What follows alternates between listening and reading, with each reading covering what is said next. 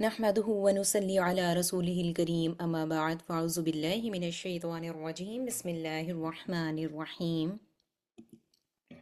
ربي اشرح لي صدري ويسر لي أمري واحلل عقدة من لساني يفقهوا قولي ربي زدني علما ربي زدني علما ربي زدني علما اللهم إني أسألك علما نافعا ورزقا طيبا وعملا متقبلا اللهم إني أسألك إيمانا لا يرتد ونعيما لا ينفد ومرافقة محمد صلى الله عليه وسلم في على جنة الخلد اللهم اجعل القرآن ربيع قلبي ونور صدري وجلاء حزني وذهاب همي آمين اللهم آمين السلام علیکم ورحمۃ اللہ وبرکاتہ۔ آگے بڑھنے سے پہلے نا میرے مائنڈ میں بھی کویشچن آیا۔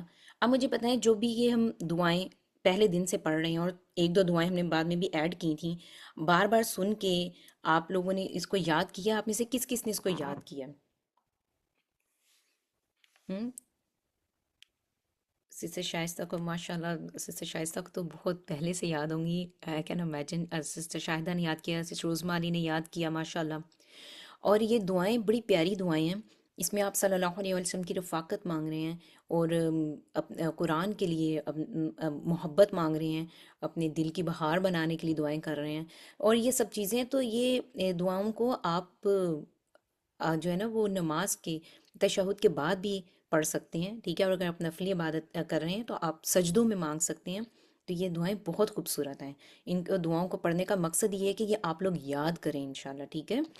باقی سب بھی مجھے امید ہے کہ انشاءاللہ یاد کریں گے۔ آگے بڑھتے ہیں، اللہ سبحانہ وتعالیٰ آپ سب کا یہاں پر آنا قبول و منظور فرما لے، اور یا اس علم کو ہم سب کے لیے علم نافع بنا دے، نفع مند علم بنا دے۔ ہم صرف ان لوگوں میں سے نہ ہو جو صرف سنتے ہیں اور بس چلے جاتے ہیں اور بس نوٹس بنا لیتے ہیں، نہیں، اللہ سبحانہ وتعالیٰ ہمیں ان لوگوں میں شامل کر دے جو اس علم کو سننے کے لیے بھی آتے ہیں، اس کو سمجھتے بھی ہیں، اور پھر اس کو اپنی پریکٹس میں لے کر آتے ہیں، اور پھر آگے لوگوں تک پہنچانے والے بنتے ہیں۔ سسٹر عظمیٰ، اللہ سبحانہ وتعالیٰ آپ کے علم میں اضافہ فرمائے، آپ ان دعاؤں کا تشہد میں پریکٹس کر رہے ہیں ماشاءاللہ، دس از اے بیسٹ پریکٹس ماشاءاللہ۔ ہم دیکھتے ہیں کہ زندگی ہمیں سب کچھ دیتی ہے، وہ الگ بات ہے کہ ہمیں لگ رہا ہوتا ہے کہ ہمیں سب کچھ نہیں مل رہا، ہمارے انسان کے گلے شکوے نہیں ختم ہوتے ہیں، لیکن زندگی ہمیں سب کچھ دے رہی ہوتی ہے، لیکن ہوتا کہ وہ ایک ہی بار میں ہمیں سب کچھ نہیں ملتا۔ تو یہ کیسے ہے؟ اس کو ہم دیکھتے ہیں اس امیج سے۔ جب ہم بچے ہوتے ہیں تو ہمارے پاس وقت بہت سارا ہوتا ہے، ہمارے پاس بہت انرجی ہوتی ہے، لیکن ہمارے پاس پیسہ نہیں ہوتا ہے۔ پھر ہم جوان ہوتے ہیں، اپنی تعلیم کو پورا کرتے ہیں، ہم ارن کرنا سٹارٹ کرتے ہیں، تو ہمارے پاس بہت سارا پیسہ آنا شروع ہو جاتا ہے، ہمارے پاس بہت انرجی ہوتی ہے، لیکن وقت نہیں ہے۔ اولاد کے پاس، ماں باپ کے پاس، ماں باپ کے ساتھ ٹائم سپینڈ کرنے کا وقت نہیں ہے، اور اکثر یعنی کہ باپ اتنا کمانے میں مصروف ہے کہ جب وہ گھر آتے ہیں تو بچے سو رہے ہوتے ہیں، جب باپ صبح جاتا ہے تو تب بھی بچے سو رہے ہوتے ہیں، یعنی کہ ٹائم آپس میں اتنا میچ نہیں کر پاتا، یعنی کہ ہم اتنا وقت ہی نہیں ہوتا، بس ہر وقت ہماری اس چیز پر ہم فوکس ہوتا ہمارا کہ ہم پیسہ کما لیں، اور ساری انرجی ہماری اس چیز پر لگ رہی ہوتی ہے، رائٹ؟ اسی طرح پھر جب ہم بوڑھے ہو جاتے ہیں تو کیا ہوتا ہے کہ ہمارے پاس پیسہ جو ہو ریٹائرمنٹ پہ بھی ملنا ہوتا ہے، اور ویسے بھی جو ساری زندگی اکٹھا کیا ہوتا ہے وہ تو بہت سارا ہوتا ہے، وقت تو بالکل بھی نہیں رہتا، لیکن انرجی بھی بہت تھوڑی رہ جاتی ہے، بہت تھوڑی رہ جاتی ہے۔ تو یہ سب چیزیں ہوتی ہیں، لیکن یہ سب کی زندگی میں ہو رہا ہے ایسے، لیکن میرا بات کرنے کا مقصد یہ ہے کہ اس ساری زندگی میں اللہ کے لیے وقت کہاں گیا، اپنی ذات کے لیے وقت کہاں گیا، ہم نے اپنا جو انالیسس کرنا تھا اس کا وقت کہاں گیا؟ تو اس چیز کو آج ہم دیکھتے ہیں کہ اس سے ہمیں سبق کیا مل رہا ہے، اب ہم نے کرنا کیا ہے، so what's the message actually, ٹھیک ہے؟ میری پیاری بہنوں، آپ کی جو جوانی کا وقت ہے، ٹھیک ہے، میں اس پر فوکس کروں گی، اس بات پر، جو ہماری جوانی کا وقت ہے نا، وہ ایک گولڈن اپرچونٹی ہے، گولڈن پیریڈ ہے ہمارے لیے۔ یہ جب ہمارا گزر رہا ہوتا ہے نا تو ہم اس کو شاید ویلیو نہیں کر رہے ہوتے ہیں۔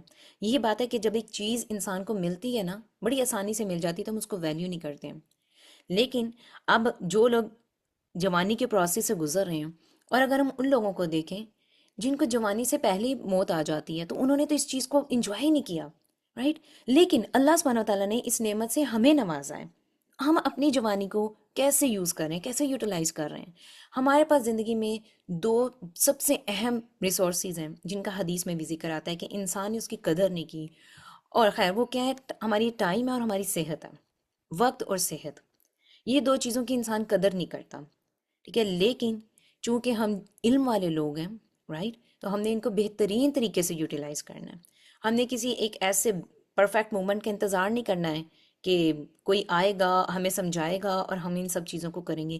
کسی یہ دنیا میں آج اتنا ہر انسان اتنا مصروف ہے، یقین جانے کسی کے پاس وقت نہیں ہے کہ وہ آپ کو آ کے جھنجھوڑے گا کہ ہاں بھائی تم اپنا وقت ضائع کر رہے ہو. یہ بات آپ کو کوئی بھی نہیں کہے گا. ایون کہ آج ہمارے گھروں میں ہمارے بچے اسکرین پر گھنٹوں گھنٹوں ویسٹ کر رہے ہیں، لیکن ماں باپ چونکہ بچوں سے کچھ ڈرتے بھی بہت زیادہ ہیں کہ آج کل کے بچے بہت زیادہ فوراً جواب دے دیتے ہیں اور اپنی عزت کا بھی خیال رکھتے ہوئے ہم تو اپنے بچوں کو نہیں یہ بات بڑی مشکل سے کہہ پاتے ہیں کہ اپنا وقت ضائع نہ کرو، کیونکہ آگے بچوں کے پاس بہت سارے سوالات اور جوابات ہیں. کیونکہ ماں باپ خود اپنے وقت کو صحیح سے یوٹیلائز نہیں کر رہے. تو ہمیں باہر سے کون آ کر کہے گا کہ ایکسکیوز می تم اپنا ٹائم ضائع نہ کرو. یہ نعمت اللہ نے ہمیں دی ہے، ہم نے اس کی قدر کرنی ہے، ہم نے اس کی ویلیو کرنی ہے. ٹھیک ہے، تو لائف ہمیں زندگی میں سب کچھ، زندگی جو ہے نا، ہمیں جب ہم اس دنیا میں ہیں ہمیں سب کچھ ایک دفعہ نہیں مل جائے گا. تو ہم نے لرن کرنا ہے، اپنے آپ کو بلڈ کرنا ہے، اپنے آپ کو مینٹلی گرو کرنا ہے. بہت دفعہ ایسا ہوتا ہے، یقین جانے آپ نے بھی ان چیزوں کو ایکسپیرینس کیا ہوگا. بہت بڑے بڑے ایج کے لوگ ہمیں ملتے ہیں، لائک بڑی اچھی بچیاں، پڑھی لکھی بچیاں ملتی ہیں، ہمارے سامنے آتی ہیں، لیکن ان کے بیہیویئر، اٹھنے بیٹھنے کے، بات کرنے کے ایسے ہوتے ہیں جیسے یقین جانے کوئی بالکل ایک چھوٹا سا بچہ کر رہا ہوتا ہے، اور وہ اس میں اپنے آپ کو بڑا آنر فیل کر رہے ہوتے ہیں اس طرح کے ایکشنز میں. اور پیرنٹس بھی اکثر کہہ رہے ہوتے ہیں کہ نہیں بچی ویسے تو بڑی ہو گئی ہے لیکن میرے لیے بالکل بیبی ہے. کیوں بھائی، کیوں آپ اس کی پرسنالٹی کو ایسے ریون کر رہے ہیں، کیوں اس کو تباہ کر رہے ہیں؟ اگر وہ اللہ نے اس کو بڑھا رہا ہے اس کی زندگی کو، تو آپ اس کو بچہ کیوں بنا رہے ہیں؟ تو ہم نے اپنے آپ کو ایکچولی مینٹلی ہماری گروتھ ہونا بہت زیادہ ضروری ہے.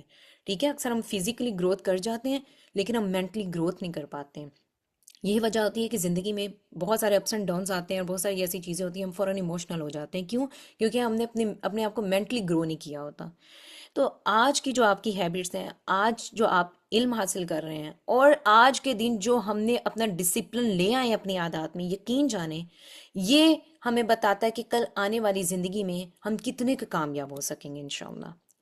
تو آج ہمارے پاس جتنی انرجی ہے جوانی میں، آج ہمارے پاس جتنا پوٹینشل ہے، یہ کبھی بھی دوبارہ نہیں ہمارے پاس آئے گا.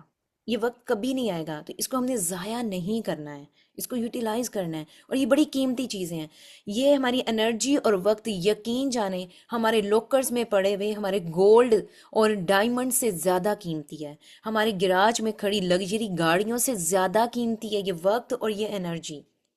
ٹھیک ہے، یہ اس کی کوئی قیمت نہیں ہے. یہ ہم سارا وقت جب گزر جاتا ہے، یہ پھر ہم ان چیزوں کو ہم ریئلائز کرتے ہیں. ٹھیک ہے، تو وقت جو ہے نا، یہ ہم نے خود اس کو یوٹیلائز کرنا ہے. لیکن وقت اب ہم کہہ رہے ہیں نا کہ ہمارے پاس اتنا وقت ہی نہیں ہے، جوانی میں وقت ہی نہیں ہے. تو آج کل سوری ٹو سے لائک ہم ینگ مدرس کے پاس اپنے بچوں کی تربیت کا وقت نہیں ہے. ہم نے آیا رکھی ہوتی ہے، ہم نے نینی رکھی ہوتی ہے بچوں کی ٹیک کیئر کے لیے، رائٹ، اور خود ہم آفیسز میں جا کے جاب کرنے کو پریفر کرتے ہیں. لائک ہم کہتے ہیں کہ لائک مجھے فیل ہوتا ہے کہ ہمیں لگتا ہے کہ ہم نے کوئی ڈگری لے لیا ہے ماسٹرز کی، یا ہم نے ایم فل کر لی ہے، پی ایچ ڈی کر لیا ہم نے، یا ہم ڈاکٹرز بنے، ہم انجینئر بن گئے، تو اس کے بعد جاب ایک عورت کے اوپر، مرد کے اوپر، تو مرد نے تو چونکہ اپنے گھر کو آگے چلانا ہے تو عورت بھی کہتی بہت کمپلسری ہے. پیرنٹس بھی کہتے ہیں کہ ہم نے تو اپنی بچی کو پڑھایا ہی اس لیے تھا کہ اس کو جاب کروائی جائے. تو میری بات سنیں، پڑھائی صرف جاب کے سرکل میں نہیں ہوتی ہے. پڑھائی آپ اپنے گھر میں بیٹھے ہوئے آپ اپنی ذات کو ٹیچ کر رہے ہیں، آپ اپنے بچوں کو ٹیچ کر رہے ہیں. ٹھیک ہے، تو آپ عورتوں سے، خاص کر عورت سے، سب سے پہلا سوال اس کے گھر کے بارے میں کیا جائے گا. یہ نہیں کیا جائے گا تم نے باہر نکل کے کتنا کمایا تھا. جب میں نے دین کے بارے میں اس طرح سے ٹیچ کرنا شروع کیا تو مجھے ڈاکٹر اسرار احمد رحمۃ اللہ علیہ کی بیٹی آپا جانے، سب سے پہلی بات مجھے ان کی بڑی اچھے سے یاد ہے، انہوں نے مجھے یہ کہی تھی کہ بس یہ ہمیشہ مائنڈ میں رکھنا ہے، کیونکہ ابا جان یہ بات، یعنی کہ ڈاکٹر اسرار احمد اپنی بیٹیوں سے بھی یہ بات کہا کرتے تھے کہ عورتیں ہیں اور اگر وہ دعوت کا کام کر رہی ہیں تو کہیں یہ نہ ہو کہ آخرت میں اللہ سبحانہ وتعالیٰ جب ہم سے کوئی سوال کرنے لگے تو ہم سے ہمارے گھر والوں کے بارے میں سوال ہو رہا ہو، اور ہم جوابات میں یہ کہہ رہے ہو کہ یا اللہ میں نے تو کمیونٹی میں فلاں بندے کو بھی پڑھایا، فلاں کو بھی پڑھایا، اور پتہ چلے کہ اپنی اولاد تو بالکل نکاری نکلی. کیوں؟ کیونکہ ہم نے اس پر فوکس ہی نہیں کیا. تو ایک عورت کی جو تبلیغ ہے، اس لیے تو کہا گیا کہ ایک بچے کی تعلیم اور اس کی درسگاہ اس کی ماں کی گود سے سٹارٹ ہو جاتی ہے. ٹھیک ہے، تو اپنا وقت ہم نے ان چیزوں پر بھی لگانا ہے. یہ نہیں کہ اپنی جاب کر رہے ہیں اور بچوں کے لیے ہم نے آیا چھوڑی ہوئی ہے. گھر صاف کرنے کے لیے بھی ہمارے پاس ٹائم نہیں ہوتا، اس کے لیے بھی ہم نے میڈس رکھی ہوئی ہیں. سبحان اللہ. تو یہ نہیں کہ ہمارا وقت جا کہاں رہا ہے ہم خواتین کا آج کے دور میں، اس کو انالیسس کرنا ہے. ٹھیک ہے، کیونکہ آخرت میں جو 5 سوالات کیے جائیں گے اور جب ابن آدم کے قدم بھی نہ ہٹ سکیں گے، اس میں سب سے پہلا سوال یہ ہوگا کہ تم نے اپنی جوانی کا وقت کیسے اور کب کن چیزوں میں گزارا. تو چونکہ آخرت میں ہونے والے جو ایگزام ہیں اس میں یہ کویسچن پیپر لیک کر دیا گیا پہلے ہی، اللہ سبحانہ و تعالیٰ نے ہمارے لیے آسانی کر دی ہے، رائٹ، کہ میں نے تمہیں پہلے بتا دے کہ یہ کویسچنس کیے جائیں گے اس ایگزام میں. تو اب چونکہ ایگزام ہمارے سامنے ہے، وہ پیپر ہمارے سامنے ہے، تو اب بھی اگر ہم اس کی تیاری نہیں کریں گے تو ہماری زندگی بہت خسارے میں جا رہی ہے. تو اس کی تیاری کرنی ہے. جب ہم سے یہ سوال کیا جائے گا ہم فوراً بتا سکیں یا اللہ میں نے اپنی جوانی کا وقت ان چیزوں میں گزارا تھا، تیرے لیے سرو کر دی تھی. تو یہ زندگی، یہ سب کچھ، مال دولت، ہر چیز اللہ کے لیے ہے. تو اپنی جوانیوں کو، اپنے وقت کو اللہ کے لیے وقف کرنے والے بن جائیں. اللہ سبحانہ تعالیٰ ہمیں ان لوگوں میں شامل کر دے. آمین اللہم آمین. اور جوانی کی عبادت میرے اللہ نے بڑی پسند کی ہے، رائٹ. تو لیکن ہم سارا وقت ان چیزوں میں گزار دیتے ہیں. پہلے بچوں کو دیکھ لیں پھر ہم دین سیکھ لیں گے، یا بچوں کی شادی کر لیں پھر ہم دین سیکھ لیں گے، پہلے ہم یہ کام کر لیں پھر دین سیکھ لیں گے. یعنی کہ دین جب ہم سیکھ رہے ہوتے ہیں، ہم کوئی کورس کر رہے ہوتے ہیں، تو بہت سارے لوگوں کا یہ کہنا ہوتا ہے، یقین جانے میرے ساتھ ذاتی طور پر ان کا یہ کہنا ہوتا ہے کہ آج کل کوئی اور کام نہیں تھا تو اس لیے ہم یہ کر رہے ہیں. یعنی کہ دین تو ہم نے اس آپشن میں رکھا ہوا ہے کہ جب کوئی دنیا کا کوئی کام نہیں ہوگا نا تو پھر ہم دین سیکھیں گے. دین کے لیے اسپیشل وقت تو نہیں ہم نکالیں گے، ہم کوئی بیوقوف تھوڑی ہیں. ہم تو دنیا سے پیچھے رہ جائیں گے ایسے نہیں، بھی ہم نے ایسا نہیں کرنا ہے. ٹھیک ہے، جو ہم آج کر رہے ہیں وہ ہمارے فیوچر کو ریپریزنٹ کر رہا ہے. ٹھیک ہے، میرا آج کا دن میرے فیوچر کو ڈیفائن کر رہا ہے کہ میں اپنے لیے اپنا فیوچر کیسے بلڈ کر رہی ہوں. ہم ہر چیز تقدیر پر نہیں چھوڑ سکتے ہیں. ٹھیک ہے، بہت ساری چیزیں ایسی ہیں کہ اگر میں تقدیر کی بات کروں گی بات بہت لمبی ہو جائے گی، کہ بہت ساری چیزیں آپ پہ خود ڈیپینڈ کر رہی ہوتی ہیں. آپ اپنی تقدیر کو خود بدل سکتے ہیں. ٹھیک ہے، تو ہمارا آج کا دن ہمارے فیوچر کو ڈیفائن کر رہا ہے. ٹھیک ہے، ہمارے بچے کی آج کی سوچ ہمیں بتا دیتی ہے. اسی لیے تو پیرنٹس کو پتہ چل جاتا ہے، بچہ اگر چھوٹا بھی ہوتا ہے پیرنٹس کو پتہ چل جاتا ہے میرا یہ بچہ کل کو ڈاکٹر بنے گا. کیوں؟ کیونکہ اس کی آج کے دن کی ایکٹیویٹیز آپ کو بتا رہی ہیں کہ آپ کے بچے کی سوچ کیسی ہے، وہ کس طرح کی بکس کو ریڈ کرنا پسند کرتا ہے، وہ کس طرح کے دوست رکھنا پسند کرتا ہے. تو اور اگر اس کے تھوڑا سا اگینسٹ دوسرا بچہ ہوتا ہے تو پیرنٹس اس پر زیادہ فوکس کرنا شروع کر دیتے ہیں، کیونکہ آپ کو پتا ہوتا ہے کہ اس پر محنت کی ضرورت ہے ابھی، رائٹ. تو ہمارا آج کا دن ہمارے فیوچر کو ڈیفائن کرا. اللہ سبحانہ و تعالیٰ ہمیں اپنی جوانیوں کو اللہ کے لیے وقف کرنے والا بنا دے. آمین اللہم آمین. یہ زندگی ایک دفعہ ملی ہے، اور اللہ سے دعا کیا کریں کہ اللہ اس زندگی کو ضائع ہونے سے بچا لیں. ہم اس زندگی کو ضائع نہیں کرنا چاہتے ہیں، ہم اس کو اسلام کے لیے وقف کرنا چاہتے ہیں. تو ہمیں ایسا انسان بنا دیں. آمین اللہم آمین. آج بہت زیادہ خوبصورت آیت، بہت زیادہ پیاری آیت ہم قرآن جار میں ڈالنے جا رہے ہیں. اور آپ میں سے مجھے کون بتائے گا پہلے؟ اچھا، پہلے میں دیکھیں کہ سورہ قصص کی آیت نمبر 24 ہے. اس میں فرمایا جا رہا ہے ربی انی لما انزلت الیہ من خیر فقیر. یہ دعا کس نبی نے مانگی تھی؟ یہ کس نبی کی دعا ہے جو آج ہمارے سامنے آ رہی ہے اسکرین پر؟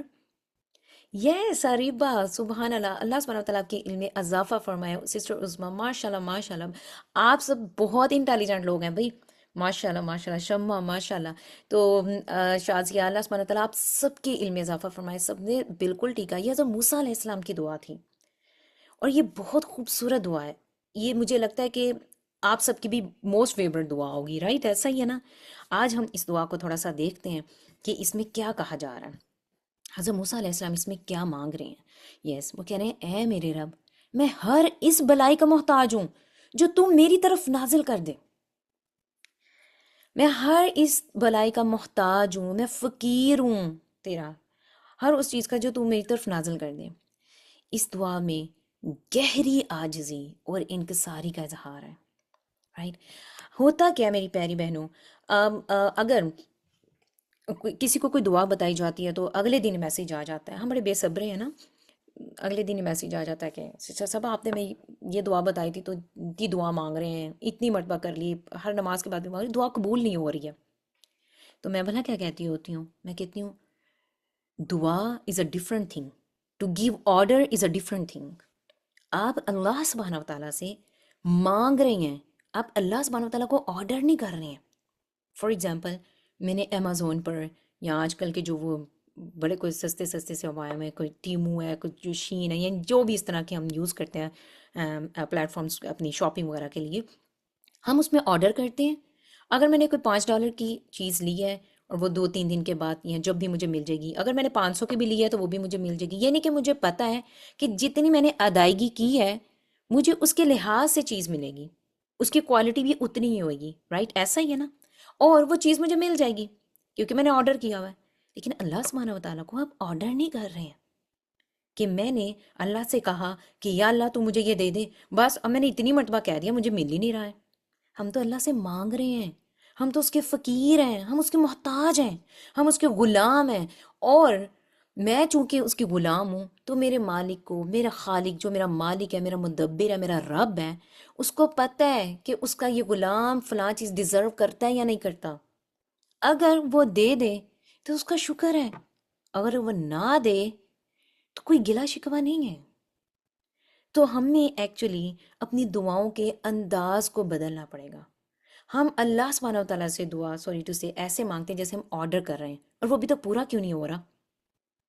اور آپ تو جب آرڈر کرتے ہیں نا، آپ نے اس کی ادائیگی کی ہوتی ہے، لیکن جب ہم اپنے اللہ سے مانگ رہے ہیں ہم نے تو کوئی ادائیگی بھی نہیں کی، ہم تو کچھ اتنا کر بھی نہیں پاتے ہیں جتنی بڑی بڑی ہماری دعائیں ہیں ہمارے اللہ سے، تو ہم تو اس کی ادائیگی بھی نہیں کر رہے، تو پھر اتنے بے صبرے کیوں ہیں ان کے پورے ہونے پر؟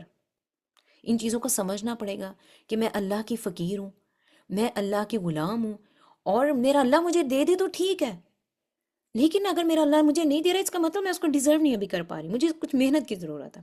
تو حضرت موسیٰ علیہ السلام نے یہ دعا اس وقت کی تھی جو وہ مصر سے بھاگ کر مدین پہنچے تھے۔ ان کے پاس نہ کھانے کو کچھ تھا، نہ رہنے کے لیے کوئی جگہ تھی، نہ کوئی دوست تھا، نہ کوئی سپورٹر تھا، کچھ بھی نہیں تھا۔ اس وقت یہ دعا کی جا رہی ہے۔ تو فقیر کا مطلب یہ ہے کہ ایسا شخص جو مکمل طور پر ڈیپینڈ کر رہا ہے، جو مکمل طور پر محتاج ہے، جس کے پاس کچھ بھی نہیں ہے۔ تو حضرت موسیٰ علیہ السلام فرما رہے ہیں کہ یا اللہ میں تیرے بھیجے ہوئے ہر قسم کی خیر کا سخت محتاج ہوں، جو بھی تو عطا فرما دے میں اس کا طلبگار ہوں۔ تو بہت زیادہ عاجزی نظر آ رہی ہے اس میں ہمیں، رائٹ؟ تو اللہ پر مکمل توکل اور بھروسہ، یعنی کہ حضرت موسیٰ علیہ السلام نے اس وقت یہ نہیں کہا کہ یا اللہ مجھے کھانا دے دے، میرے سر پہ چھت نہیں ہے تو مجھے گھر دے دے، یا اللہ تو مجھے لباس دے دے، کچھ بھی نہیں ہے میرے پاس، یا اللہ مجھے کوئی اچھی نوکری دے دے۔ ایسا تو کچھ نہیں کہا۔ سبحان اللہ، یہ دعا میں ان کا خاص ایک ویژن نظر آ رہا ہے۔ اور میری پیاری بہنوں، یہ یاد رکھیے گا، یہ دعا حضرت موسیٰ علیہ السلام کی اس وقت کی تھی جب وہ پیغام بھیجنے کے لیے امت کی طرف چنے نہیں گئے تھے، یہ اس وقت کی دعا ہے۔ تو بعض اوقات آپ کی حکمت، خیر حضرت موسیٰ علیہ السلام پر اگر بات کی جائے گی تو لیکچر بڑا ہی لمبا ہو جائے گا انشاءاللہ، کبھی صرف حضرت موسیٰ علیہ السلام پر ہم لیکچر کریں گے۔ حضرت موسیٰ علیہ السلام کی زندگی سے بہت کچھ سیکھنے کو ملتا ہے، ایک ایک لمحہ سیکھنے کو ملتا ہے کہ جب وہ ڈبی چورے گی اس سے پہلے کے معاملات اور بعد کے معاملات، اور ایک انسان کو حکمت جو سیکھنی چاہیے نا وہ حضرت موسیٰ علیہ السلام کی زندگی میں بھری ہوئی ہے۔ خیر، انہوں نے یہ نہیں کہا کہ مجھے فلاں چیز دے دے، مجھے دنیا کی نوکری دے دے، مجھے کھانا دے دے، مجھے لباس نہیں، بلکہ یہ کہا تو جو بھی مجھ پر نازل کر دے گا میں اس کا محتاج ہوں، کیونکہ جو تیری طرف سے آئے گا نا وہ خیر ہی خیر ہے، جو میرا اللہ میرے لیے چنے گا نا اس میں خیر ہی خیر ہے۔ تو یہ ایک اعلیٰ ترین عاجزی اور ادب کا اظہار کیا جا رہا ہے یہاں پر۔ پھر ہم دیکھتے ہیں کہ خیر کا جو لفظ ہے وہ عمومی ہے، خیر میں ہر چیز شامل ہوتی ہے، کھانا، پانی، لباس، ہماری سلامتی، ہمارا اطمینان، دل کا قلبی اطمینان ہونا، اور عزت، سکون، نیک رفاقت، نیک لوگوں کی کمپنی، ہدایت، اور کوئی بھی نعمت ہو۔ یعنی حضرت موسیٰ علیہ السلام نے اللہ کی مرضی پر سب کچھ چھوڑ دیا، سبحان اللہ۔ ہم تو پورا سلیکٹیو چیزیں بتاتے ہیں، یا اللہ مجھے یہ چاہیے، یعنی کہ ہم اگر میرے گھر میں کوئی میری میڈ آتی ہے، جس کو ہم میڈ کہتے ہیں، ٹھیک ہے، جو ہیلپر آتی ہے ایکچولی وہ، اور وہ مجھے ہی آ کر سکھا رہی ہو کہ آپ اپنے آفس کا کام نا ایسے نہیں ایسے کیا کریں، تو میں اسے کیا کہوں گی؟ میں نہیں، اگر میں اس کو کچھ کہوں گی بھی نہیں تو میں دل میں کیا سوچوں گی؟ لائک اس کا کیا وہ، یعنی کہ وہ تو ہیلپر ہے اور مجھے آفس میں کمپیوٹر پر ورک کرنا سکھا رہی ہے، رائٹ؟ ہم انسان، ہمارے مائنڈ میں فوراً یہ آ جائے گا۔ ہم اللہ کو کیا بتا رہے ہیں؟ ہم نے تو اللہ سے مانگنا ہے، ہم اللہ کو بتا رہے ہوتے ہیں، اللہ سب کچھ جانتا ہے، ہم نہیں جانتے ہیں۔ تو ابن کثیر میں آتا ہے کہ حضرت موسیٰ علیہ السلام نے شدید بھوک، تنہائی اور محتاجی کے وقت بھی کسی سے نہیں مانگا، صرف اللہ کی طرف رجوع کیا۔ پھر امام قرطبی کہتے ہیں کہ یہ دعا بتاتی ہے کہ مومن کو ہر حال میں اللہ کی طرف رجوع کرنا چاہیے اور ضرورتوں کو اللہ کے در پر رکھنا چاہیے اور نہ کہ کسی مخلوق کے در پر۔ کہ کوئی انسان ہے، پہلے ہم اس کو دعاؤں کا کہتے ہیں، پھر وہ مر جاتا ہے نعوذ باللہ، پھر اس کو جا کے سجدے کر رہے ہیں اور اس کے جا کے پتہ نہیں کیا کیا ہو رہا ہے ان کے درباروں پر، سبحان اللہ۔ تو حضرت موسیٰ علیہ السلام تو کسی کے دربار پر نہیں گئے بھائی، اللہ سے مانگ رہے ہیں، ٹھیک ہے۔ حضرت موسیٰ علیہ السلام نے اپنی ضرورت کا ذکر تو کیا ہے لیکن کوئی شکوہ اور تقاضا نہیں کیا، بہت اہم بات، بہت اہم بات، صرف عاجزی کے ساتھ مانگا ہے۔ یہ نہیں کہا کہ یا اللہ میری نیت تو اچھی تھی، اور کیونکہ ان سے ایک آدمی قتل ہو گیا تھا، اس سے بچتے ہوئے یہاں پر پہنچے تھے، تو میری تو نیت خالص ہے یا اللہ تو جانتا ہے میری نیت بڑی اچھی ہے، بس تو اب بس مجھے نواز دے، میرے ساتھ ظلم نہ کر، میرے ساتھ زیادتی نہ کر۔ نہیں بھی کوئی شکوہ، کوئی تقاضا، کچھ بھی نہیں، ڈائریکٹ اللہ سے کہہ دیا کہ میں تیرا محتاج ہوں، رائٹ۔ تو اس سے ہمیں کیا سبق سیکھنے کا ملتا ہے؟ عاجزی اور توکل رکھنا ہے، اللہ سے مانگنے میں کوئی شرم نہیں کرنی ہے، یہی تو ایمان ہے۔ ہم کسی انسان سے کے سامنے نہیں رو سکتے ہیں، ہم اپنے اللہ کے سامنے کھل کے رو سکتے ہیں۔ اور اگر کسی انسان کے سامنے عاجزی کرنے میں ہمیں شرم آتی نا، لیکن اللہ کے سامنے تو جھک جائیں۔ جو سجدوں میں دعاؤں کی بات کرتی نا، تو سجدے میں تو ہم اپنے ناک رگڑ رہے ہوتے ہیں اللہ کے سامنے، یعنی کہ سجدے کی حالت میں ہماری یہ حالت ہوتی ہے کہ یا اللہ بس سب کچھ تیرے سامنے سرنڈر کر دیا میں نے،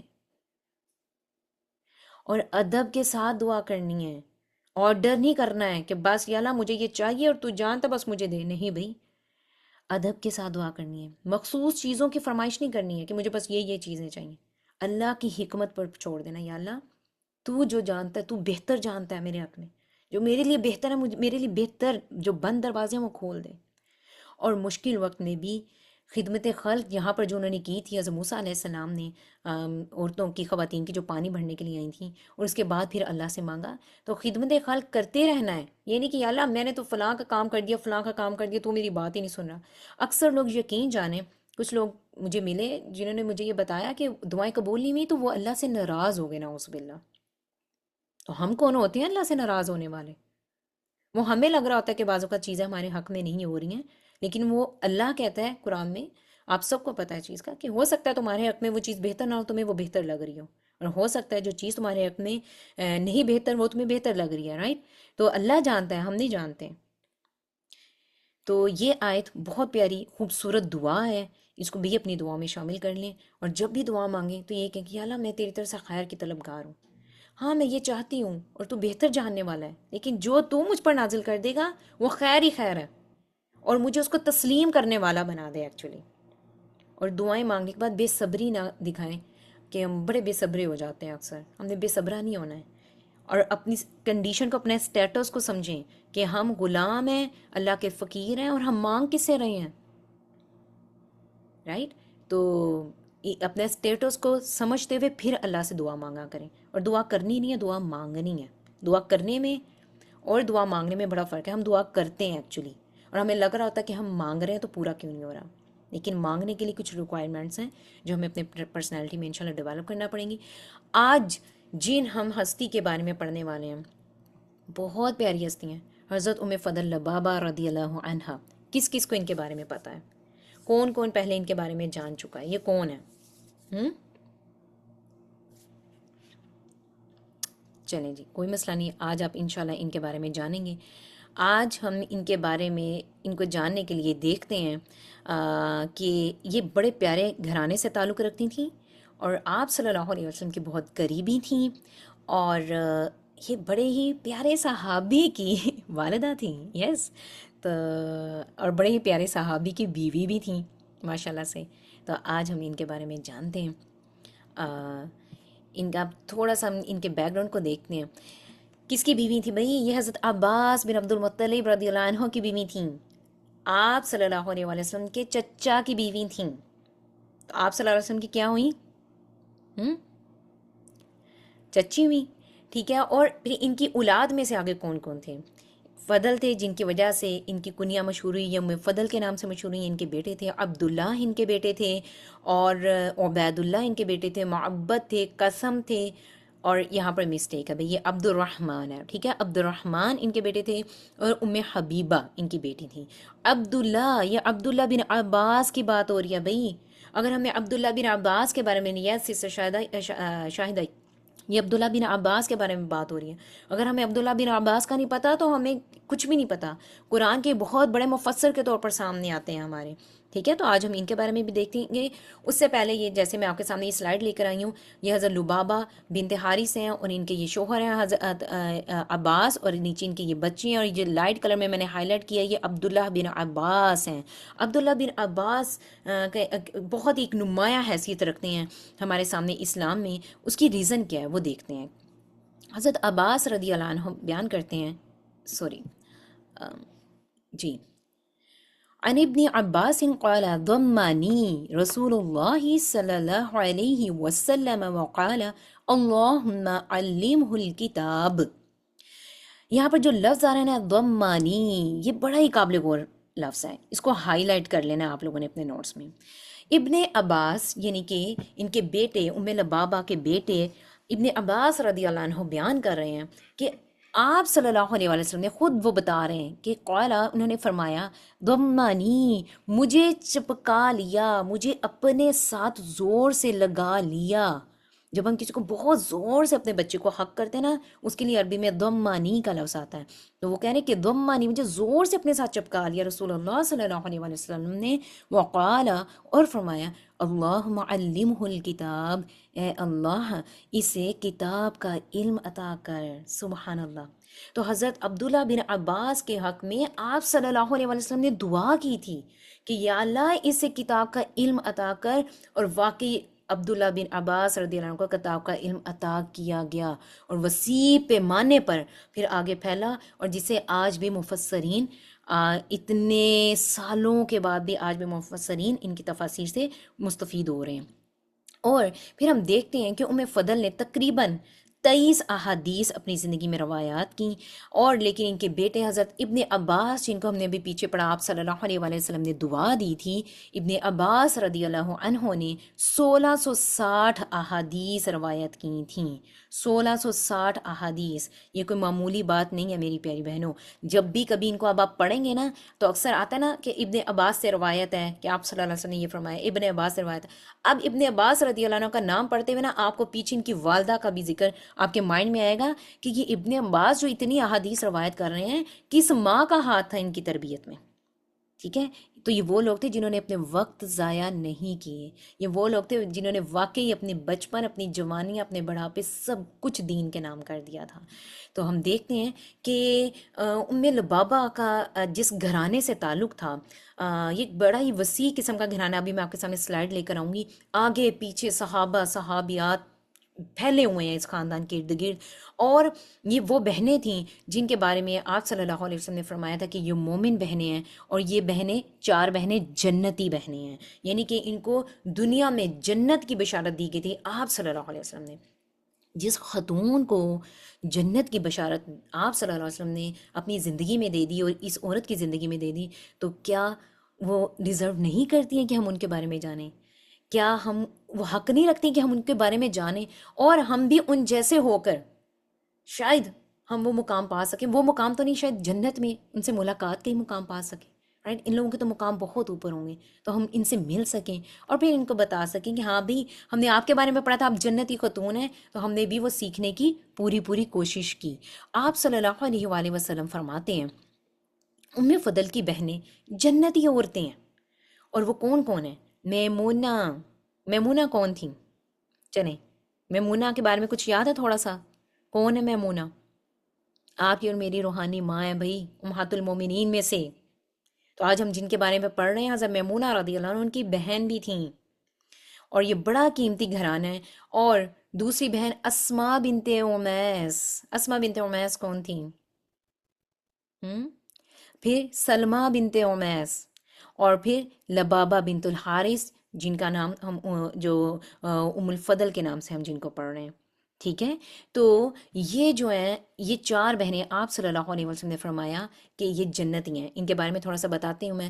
ام الفضل، ایک تو لبابہ الکبریٰ ان کو کہا جاتا ہے کیونکہ ان کی ایک چھوٹی بہن ہے، ان کو لبابۃ الصغریٰ بھی کہا جاتا ہے. اور وہ کون ہے ان کا بھی میں آگے بتاتی ہوں آپ کو کہ وہ کس عظیم صحابی کی والدہ ہیں. پھر ہم دیکھتے ہیں کہ یہ حضرت عباس رضی اللہ عنہ کی زوجہ تھیں اور ابن عباس رضی اللہ عنہ کی والدہ تھیں. میمونہ بنت الحارث کون تھیں؟ جو ان کی بہن تھیں، وہ ام المومنین نبی کریم صلی اللہ علیہ وآلہ وسلم کی زوجہ اور آپ کی اور میری روحانی ماں تھیں. پھر سلمہ بنت امیس کون تھیں؟ وہ حضرت حمزہ رضی اللہ عنہ کی زوجہ تھیں. حضرت حمزہ رضی اللہ عنہ کون تھے؟ کون تھے حضرت حمزہ رضی اللہ عنہ؟ ہم؟ آپ صلی اللہ علیہ وسلم کے چچا، جن کا کلیجہ چبایا گیا تھا، رائٹ. پھر اسما بنت امیس جو ان کی چوتھی بہن ہے، وہ کون تھیں؟ حضرت جعفر رضی اللہ عنہ کی زوجہ تھیں. حضرت جعفر رضی اللہ عنہ کون تھے؟ حضرت علی کے بھائی، رائٹ. حضرت جعفر حضرت علی کے بھائی تھے، اور حضرت جعفر آپ صلی اللہ علیہ وسلم کے کزن تھے، رائٹ. اور جب وہ شہید ہو جاتے ہیں تو پھر اس کے بعد ان کا نکاح دوسرے عظیم صحابی سے ہوتا ہے، اور وہ حضرت ابو بکر صدیق رضی اللہ عنہ تھے. پھر جب وہ دنیا سے چلے گئے تو پھر ان کا نکاح حضرت علی رضی اللہ عنہ سے ہوتا ہے. تو یہ بڑی عظیم بہنیں تھیں، بڑی قیمتی لوگ تھے. ان کو پڑھنا بہت ضروری ہے، ان سے سیکھنا بہت ضروری ہے. انشاءاللہ کبھی موقع ملا تو ہم سلمہ بنت امیس اور اسماء بنت امیس کے بارے میں کوشش کریں گے کہ ہم ضرور کبھی پڑھیں. اللہ سبحانہ تعالیٰ ہمارے وقت میں برکت دے اور ہم دین کو سیکھنے کے لیے ہمارے جذبات ایسے ہی ہمیشہ تازہ رہیں تاکہ ہم ان لوگوں کے بارے میں سیکھتے رہیں اور ان کے بارے میں سمجھتے رہیں. آمین اللہم آمین. یہ دیکھیں، یہ جو میں آپ کے سامنے ایک سلائیڈ لے کر آئی ہوں جن کے بارے میں ہم آج پڑھ رہے ہیں وہ ہے لبابہ بنت الحارث، رائٹ. اب جو ان کے پیرنٹس ہیں وہ یہ ہیں، ہند بنت اوف، اور ان کے والد جو ہیں حارث بنت ابن حزن ہیں، ٹھیک ہے. اور ان کی جو 7 بہنیں ہیں وہ یہ ہیں، سیدہ بن حارث ہیں، قطن ابن الحارث ہیں ان کے جو بہن بھائی ہیں، پھر میمونہ بنت الحارث جو آپ صلی اللہ علیہ وسلم کی زوجہ ہیں، ٹھیک ہے. لیکن ہند بنت اوف کا جب ہم نکاح دیکھتے ہیں، ان کی والدہ کے ایکچولی ایک سے زیادہ نکاح تھے، اور خزیمہ کے ساتھ جب ہم ان کا نکاح ہوتا ہے تو ان میں سے جو زینب بنت خزیمہ پیدا ہوتی ہیں تو ان کا بھی آپ صلی اللہ علیہ وسلم سے نکاح ہوتا ہے، ٹھیک ہے. آپ کہیں گے کہ 2 بہنیں تو ایک ٹائم پہ اکٹھی نہیں ہو سکتی، لیکن یہ ایک ٹائم نہیں تھا، ایک وقت نہیں تھا اکٹھے میں، ٹھیک ہے. اس وقت میں زینب جو ہے وہ وفات پا گئی ہوئی تھی. پھر ہم دیکھتے ہیں جب اوپر جا رہے ہیں کہ امیس ابن معد کے ساتھ جب ان کا نکاح ہوتا ہے تو ان میں سے جو بیٹیاں پیدا ہوتی ہیں جیسے سلمہ بنت امیس ہے، پھر ان کا نکاح حضرت حمزہ سے ہوتا ہے، پھر اسمہ بنت امیس ہے اور ان کا نکاح پھر یہ صحابہ کے ساتھ ہوتا ہے، ٹھیک ہے. اور پھر آگے ہم دیکھتے ہیں لبابہ رضی اللہ عنہ جن کے بارے میں ہم پڑھ رہے ہیں. پھر ان کے والد جب فاختہ کے ساتھ نکاح کرتے ہیں تو ان میں سے جو ان کی بہن ہے لبابہ صغریٰ جس کو کہا جاتا ہے، ان کی شادی ہوتی ہے ولید بن مغیرہ کے ساتھ، جن میں سے بڑے عظیم صحابی خالد بن ولید پیدا ہوتے ہیں، ٹھیک ہے. تو حضرت لبابہ اور ابن عباس کے جو یہ سارے بچے ہیں ان میں سے یہ جو میں نے پہلے آپ کو دکھایا تھا عبداللہ بن عباس بڑی عظیم شخصیت رکھنے والے انسان ہیں اور بہت ہی بڑا نام رکھتے ہیں اسلام میں، ٹھیک ہے. تو یہ دیکھیں یہ سارا خاندان، حضرت لبابہ کس خاندان سے تعلق رکھتی ہیں؟ آگے پیچھے صحابہ کا اور صحابیات کا جال بچھا ہوا ہے، ٹھیک ہے. تو یہ ایک بڑی عظیم خواتین تھیں اور آپ صلی اللہ علیہ وسلم نے ان کو بتایا، ان کے بارے میں بتایا کہ یہ 4 بہنیں جو ہیں وہ جنتی خواتین ہیں. ہم دیکھتے ہیں کہ سیدہ ام فضل اور ان کی آل کا اسلام قبول کرنا کیسا تھا. سوری ٹو سے، خیر جب انہوں نے اسلام قبول کیا ہے ام فضل نے، اور انہوں نے جب اسلام قبول کر لیا تھا تو یہ بہت ہی پہلے اسلام لا چکی تھیں، ٹھیک ہے. اور یہ حضرت خدیجہ رضی اللہ عنہا کے بعد، حضرت خدیجہ کے بارے میں تو ہمیں معلوم ہے نا کہ حضرت خدیجہ سب سے پہلے ایمان لانے والی خاتون تھیں. تو آج آپ کو پتہ چلا کہ حضرت خدیجہ رضی اللہ عنہا کے بعد جو ایمان لانے والی خاتون تھی وہ کون تھی؟ ام فضل تھیں، حضرت عباس رضی اللہ عنہ کی بیوی تھیں. یہ ایمان لائی تھی حضرت خدیجہ رضی اللہ عنہا کے بعد، اور یہ السابقون الاولون میں سے تھیں. اور انہوں نے حضرت محمد صلی اللہ علیہ وآلہ وسلم سے اسلام جب سیکھنا شروع کیا تھا تو یہ دار ارقم میں جایا کرتی تھیں اسلام سیکھنے. آپ کو پتہ ہے دار ارقم جو حضرت ارقم رضی اللہ عنہ نے پیش کیا تھا اپنا گھرانہ، یہ اسلام کا سب سے پہلا مدرسہ تھا، ٹھیک ہے. تو یہ جو دار ارقم میں، یعنی کہ اس وقت میں یہ آپ صلی اللہ علیہ وسلم سے اسلام سیکھنے کے لیے دار ارقم میں تشریف لے جایا کرتی تھیں. تو بہت پہلی خواتین تھیں، جنہوں خاتون تھیں جو اسلام لے کر آئی حضرت خدیجہ رضی اللہ عنہ کے بعد. تو یہ بڑی پیاری اور قیمتی خاتون ہے، سبحان اللہ۔ پھر ہم دیکھتے ہیں ان کے بارے میں کہ ابو لہب کے بارے میں آپ نے بہت سنا ہوگا، رائٹ؟ لیکن ابو لہب کیسے مر گیا؟ تو یہ ام فضل کا اس میں ہاتھ تھا، سبحان اللہ۔ تو آج آپ کو پتا چلے گا کہ آپ مومن خاتون ہیں، آپ کی نیت میں اخلاص ہے اور ایمان آپ کے دل میں تازہ ہے، تو آپ ام فضل نے ہمارے سامنے ایک مثال قائم کی ہے کہ آپ ابو لہب جیسے جاہل انسان سے پورے بہادری کے ساتھ جو ہے نا وہ آپ اس کا مقابلہ کر سکتی ہیں۔ ہم دیکھتے ہیں کہ ابو رافع خود بیان کرتے ہیں، ابو رافع جو تھے وہ ام فضل کے جو وہ غلام تھے۔ وہ کہتے ہیں کہ جب غزوہ بدر ہوا اور بہت سارے لوگ، ابو لہب چونکہ خود تو نہیں گیا تھا، پتہ ہے ابو لہب بڑا ہی کوئی ڈرپو قسم کا انسان تھا اور کرائے پر اپنے لوگوں کو بھجوا دیا کرتا تھا اور خود پیچھے رہا کرتا تھا لڑائی میں۔ خیر، اس نے تب بھی ایسا ہی کیا اور یہ پیچھے رہا، اور یہ لوگوں کا انتظار کر رہا تھا کہ کس وقت جو ہے وہ مسلمانوں کی شکست کی خبر آئے گی۔ لیکن ابو رافع خود بیان کرتے ہیں کہ جب الٹا قریش کی ہی شکست کی خبر آ گئی تو اس وقت یہ مکہ میں تھے۔ تو ہوتا کیا کہ ابو سفیان بن حارث نے جب شکست کی تفصیل آ کر لوگوں کو سنائی اور کہ قریش کے سردار تو مارے گئے ہیں اور محمد صلی اللہ علیہ وسلم کی فوج نے ہمیں عبرتناک شکست دے دی ہے، تو ابو لہب کو تو بڑا غصہ آ گیا، اور ابو لہب اس وقت جو ہے ابو رافع کے پاس کھڑے تھے، اور ابو رافع جو ان کی ایک چھوٹی سی دکان تھی، اکثر روایت میں تھا کہ وہ تلواریں وغیرہ بھی بنایا کرتے تھے۔ خیر، یہ اس وقت وہاں پر موجود تھا، اور چونکہ اس کو پتا تھا کہ ابو رافع ایمان لا چکا ہوا ہے، تو وہ خود وہ ان پر چیخنا چلانا شروع کر دیا اس نے، اور انہوں نے ابو رافع کو سوری یہ ابو لہب نے ابو رافع کو مارنا شروع کر دیا، کیونکہ وہ اسلام لا چکا تھا۔ ابو رافع بیان کرتے ہیں کہ میں کمزور تھا اور میں اس کے ظلم سے نہیں بچ سکتا تھا کیونکہ وہ سردار تھا۔ تو اسی وقت کیا ہوتا ہے کہ ام فضل آتی ہیں اور وہ اس کی جو اس کو چھوٹی سی جو دکان سی بنی تھی وہیں سے لکڑی کا ستون اٹھاتی ہیں یا کوئی لوہے کی کوئی کھمبا سا اٹھاتی ہیں، اس کو ابو لہب کے سر پر زور سے مار دیتی ہیں اور کہتی ہیں تم اس غلام پر ظلم کر رہے ہو، رائٹ؟ تو یعنی کہ یہ میرا غلام ہے اور تم اس پر ظلم کرنے کی جرت کیسے رکھتے ہو، رائٹ؟ تو اس کے چند دن کے بعد ہی ابو لہب پر اللہ کا عذاب آ گیا تھا، طاعون جیسی بیماری پر میں وہ مبتلا ہو گیا، وہ مر گیا۔ بعض روایات میں آتا ہے کہ جو ام فضل نے اس کے سر کے اوپر جو مارا تھا، اس سے جو خون نکلا تھا، اس کے ذریعے بھی اس کے جسم میں ایک انفیکشن پھیل گیا تھا اس کا، جس کی وجہ سے پھر وہ مر گیا، اور جس کی وجہ سے وہ بیماری اس کی بڑھ گئی تھی اور وہ مر گیا۔ ابو لہب جو وہ مر جاتا ہے تو اس کے 3 دن تک یقین جانے، چونکہ وہ سردار بھی ہے، رائٹ؟ تو سردار کی تو بڑی عزت ہونی چاہیے، لیکن جو وہ مر جاتا ہے تو یہ ہماری انسان کی زندگی کی نا یہ اوقات ہے ایکچولی۔ جب وہ مر گیا تو کوئی اس کو ہاتھ لگانے کے لیے تیار نہیں تھا، کسی نے اسے غسل تک نہیں دیا، جو بھی اس وقت غسل کا رواج تھا، کسی نے اس کا جنازہ نہیں پڑھا جو بھی اس وقت وہ پڑھا کرتے تھے، اور نہ ہی سب سے بڑھ کے اس کو دفن بھی نہیں کیا گیا تھا۔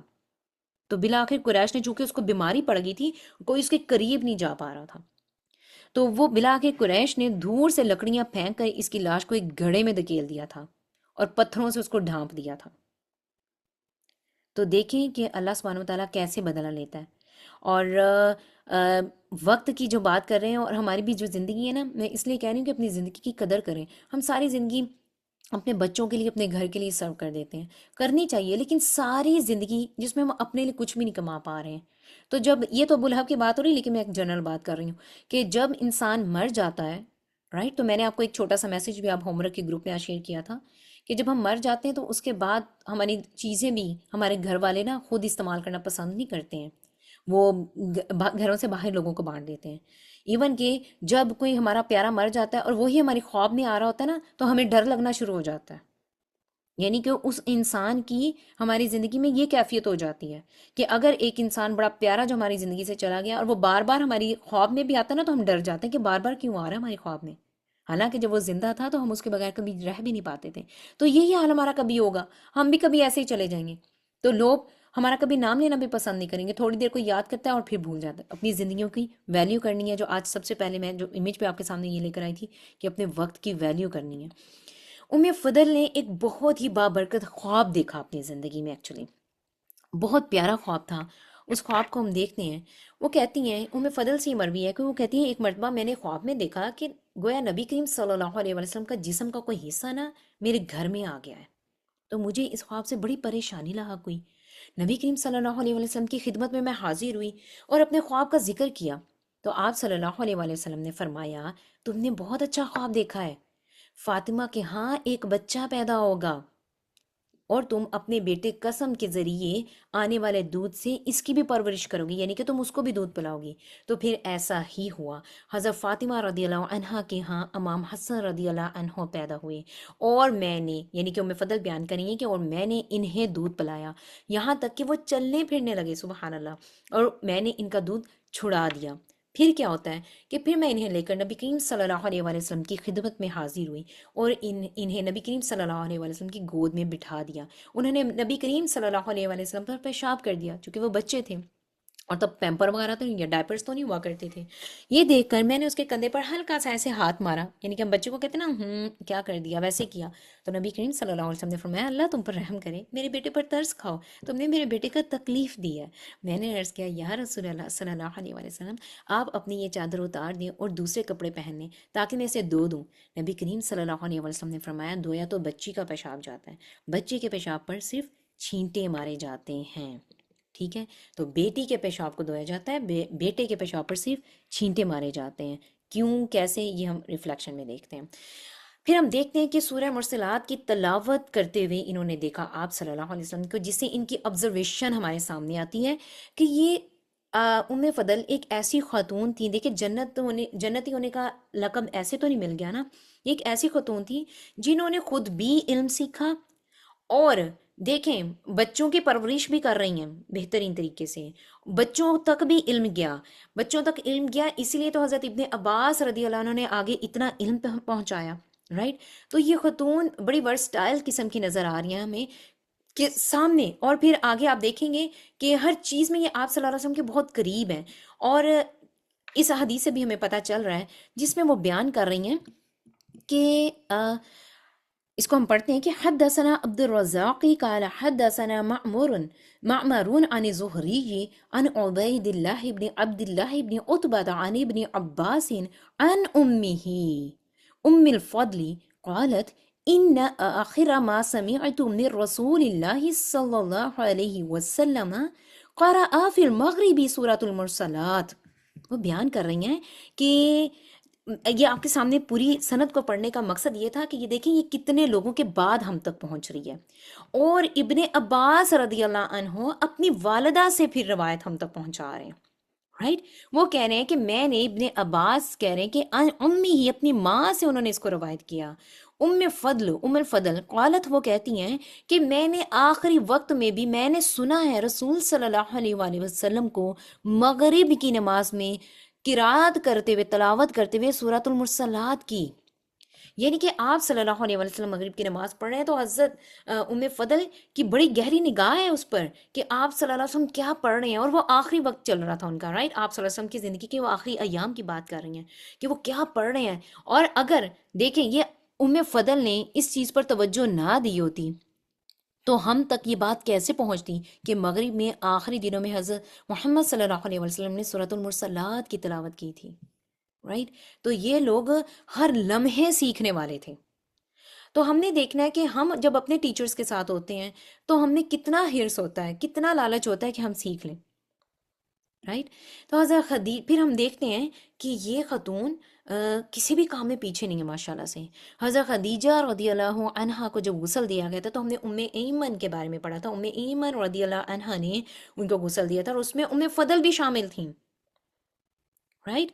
تو ام فضل میں دوبارہ سے بتاتی چلوں کون تھی، جنہوں نے حضرت خدیجہ رضی اللہ عنہا کے بعد اسلام قبول کیا تھا، رائٹ؟ اور پھر یہ ام فضل رضی اللہ عنہ ام ایمن رضی اللہ عنہا کے ساتھ مل کر حضرت خدیجہ رضی اللہ عنہا کو غسل دینے میں بھی شامل تھی ماشاءاللہ سے۔ ابن الجوزی ان کے بارے میں لکھتے ہیں کہ ام فضل بہت عبادت گزار خاتون تھیں، ہر پیر اور جمعرات کو روزہ رکھا کرتی تھیں، یعنی کہ عبادت میں بھی بہت آگے تھیں، یعنی کہ وہ صرف سیکھ نہیں رہی ہیں، اس کو اپنی زندگی میں اپلائی بھی کر رہی ہیں، ٹھیک ہے؟ بڑی سمجھدار خاتون تھیں، انہوں نے عرفہ کے دن ایک بہت اہم کام کیا جو آگے ساری امت کے لیے اور وہاں پر جو موجودہ لوگ تھے ان سب کے لیے ایک بہترین جو ہے نا وہ ایک نمونہ بن کے ہمارے سامنے آیا تھا۔ ہم دیکھتے ہیں اس کو، جی یہ اب حدیث ہمارے سامنے آتی ہے کہ حدثنا عبد الرحمن قال حدثنا سفیان عن سالم ابو النضر عن عمیر مولا ام الفضل عن ام الفضل أنهم تماروا في صوم النبي صلى الله عليه وسلم يوم عرفة فبعثت إليه بقدح فيه لبن فشربه. بیان کر رہی ہیں کہ ام فضل کہتی ہیں کہ سے مروی ہے کہ عرفہ کے دن لوگوں کو نبی کریم صلی اللہ علیہ وآلہ وسلم کے روزے کے متعلق نا تھوڑا سا شبہ سا ہوا کہ آپ صلی اللہ علیہ وسلم نے اس دن روزہ رکھا ہوا ہے یا نہیں. اب دیکھیں وہاں پر اتنا بڑا ہجوم ہے، سب کی نظر آپ صلی اللہ علیہ وسلم پر ہے، تو ام فضل یہ بھی کہہ سکتی تھیں کہ میں نا پیغام بھجوا کے پتہ کرواتی ہوں، لیٹس سی ہم دیکھتے ہیں آپ صلی اللہ علیہ وسلم بتا دیں ہمیں کہ اس دن ان کا روزہ ہے کہ نہیں. لیکن کتنی حکمت سے کام لیا، کیونکہ اتنا بڑا ہجوم ہے صحابہ اور صحابیات کا وہاں پر جو آپ صلی اللہ علیہ وسلم کے ساتھ حج کر رہے ہیں، اور آپ صلی اللہ علیہ وسلم نے اپنی زندگی میں یہ پہلا اور آخری حج ایک ہی حج کیا تھا. سب کی نظر آپ صلی اللہ علیہ وسلم پر ہے. اگر آپ صلی اللہ علیہ وسلم سے بول کر بتا کر پیغام بھجوا دیتے اور یہ پوچھ لیتی ہیں اگر ایسے پیغام بھجوایا جاتا تو ہو سکتا ہے تمام لوگوں تک وہ پیغام نہ پہنچ پاتا. لیکن یہاں پر ایک ڈیمو پورا دیا گیا. انہوں نے کہا کہ میں ابھی تمہیں بتاتی ہوں. تو انہوں نے کیا کیا کہ آپ صلی اللہ علیہ وسلم کی خدمت میں دودھ بھجوا دیا، ایک پیالہ بھجوایا جس میں دودھ تھا. اب سب کی نظر آپ صلی اللہ علیہ وسلم پر ہے. وہ کیوں؟ کیونکہ سب لوگ حریص ہیں کہ آپ صلی اللہ علیہ وسلم سے زیادہ سیکھ لیا جائے اس وقت، رائٹ. تو پھر آپ صلی اللہ علیہ وسلم نے اس دودھ کو پی لیا، تو وہ سب کو بتانے کی ضرورت نہیں پڑی، سب نے اپنی آنکھوں سے دیکھ لیا کہ آج کے دن آپ صلی اللہ علیہ وسلم کا روزہ نہیں تھا. تو یہ ایک بہت ہی سمجھداری کا مظاہرہ تھا جو ام فضل رضی اللہ عنہا نے کیا اور پوری امت کے لیے آسانی کر دی. تو یہ ہمیں بتا رہی ہیں کہ اکثر لوگ مرد بھی کہہ دیتے نا عورتوں میں تو عقل ہی نہیں ہوتی، عورتوں کی عقل تو گھٹنوں میں ہوتی ہے، پتہ نہیں اس طرح کی بہت ساری باتیں ہوتی ہیں. نہیں بھائی، ہم ایمان والی خواتین ہیں، ہم قرآن اور حدیث سے جڑنے والی خواتین ہیں، اور ہم بیوقوف نہیں ہیں. ٹھیک ہے. اکثر خواتین بھی اپنے آپ کو کہہ دیتی ہیں کہ پتہ نہیں ہم تو بہت ہی بے وقوف سی ہوں، میرے شوہر ہر ڈیسیجن بہت اچھا کرتے ہیں، مجھ سے کوئی بھی ڈیسیجن اچھے سے نہیں ہوتا ہے. شوہر بے شک آپ مرد کے ڈیسیجنس بہت اچھے ہوتے ہیں، بڑے اسٹرانگ ہوتے ہیں کیونکہ ان کے ایکسپیرینس شاید عورتوں سے زیادہ ہوتے ہیں، لیکن عورتیں بھی ڈیسیجنس اچھے کر سکتی ہیں. یہ ام فضل ہمارے سامنے اس مثال کو پیش کر رہی ہیں. ٹھیک ہے. تو یہ حضرت ام فضل تھی جن کے بارے میں ہم نے آج مختصر سا پڑھا. اور حضرت عثمان رضی اللہ عنہ کے دور خلافت میں انہوں نے وفات پائی تھی، اور ان کے شوہر حضرت عباس رضی اللہ عنہ نے ان کی نماز جنازہ پڑھائی تھی. ٹھیک ہے. ان کی نماز جنازہ پڑھائی. اور اکثر لوگ کہتے ہیں کہ ہم یہاں پر جو ہے نا وہ مرد جو ہے نا کچھ نہیں کر سکتا، یا اور ویسے ایک دفعہ یہ بھی آتا ہے کہ سننے میں یہ بھی آتا ہے کہ مرد عورت کو غسل نہیں دے سکتا، رائٹ. لیکن اگر ہم دیکھتے ہیں نا تو مرد اپنی بیوی کو اور بیوی اپنے شوہر کو اگر وہ مر جائے تو اس کو غسل دے سکتی ہے. ہمارے پاس اس چیز کے پروفز ہیں. حضرت ابوبکر صدیق رضی اللہ عنہ کو ان کی بیوی نے غسل دیا تھا. ٹھیک ہے. اور کون سی بیوی نے دیا تھا؟ جن کے بارے میں آج ہم نے پڑھا، اسما بنت امیس. جب ان سے نکاح ہو جاتا تھا حضرت اسما اپنے شوہر حضرت ابوبکر صدیق رضی اللہ عنہ کو غسل بھی دیتی ہیں جب وہ وفات پا جاتے ہیں. تو خیر یہاں پر شوہر اپنی بیوی کے لیے نماز جنازہ پڑھا رہا ہے. تو دیکھنا یہ ہے کہ ہم لوگ اپنی فیملیز میں ہم نے اپنے بچے کو، اگر لڑکا ہے اس کو یا اپنے شوہر کو کبھی یہ وصیت کی کہ اگر میں چلے جاؤں دنیا سے تو تم میرے لیے نماز جنازہ پڑھانا. یقین جانے جو ہمارے بچے یا ہمارے شوہر یا ہمارے قریبی رشتہ دار ہماری جدائی میں جو یہ دعائیں مانگیں، آپ کو پتہ ہے نماز جنازہ میں تو دعائیں مانگی جاتی ہیں، جو دعائیں دل سے وہ مانگیں گے ہمارے لیے وہ کوئی اور نہیں مانگے گا. تو اس وقت دل سے مانگی ہوئی دعائیں چاہیے ہمیں. تو خیر ان چیزوں پر ورک کرنے کی ضرورت ہے. ہمارے آدمیوں کو، گھروں کے جو آدمی ہیں ان لوگوں کو یہ چیزیں سیکھنے کی ضرورت ہے.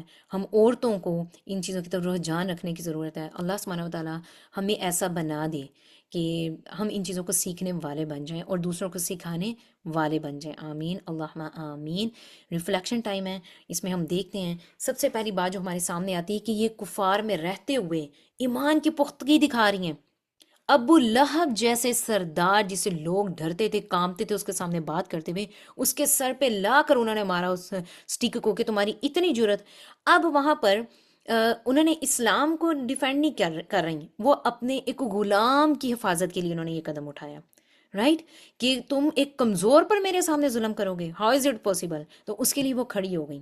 ٹھیک ہے، تو اکثر ہم کسی مظلوم کی مدد کے لیے اپنے معاشرے میں کھڑے ہوتے ہیں تو لوگ ہمیں یہ کہتے ہیں کہ تم تو ایک عورت ہو، تم بڑی کمزور ہو، تم کیسے اس طرح سے اپنی جان کو مت پھنساؤ ان چیزوں میں، مت یہ کام کرو۔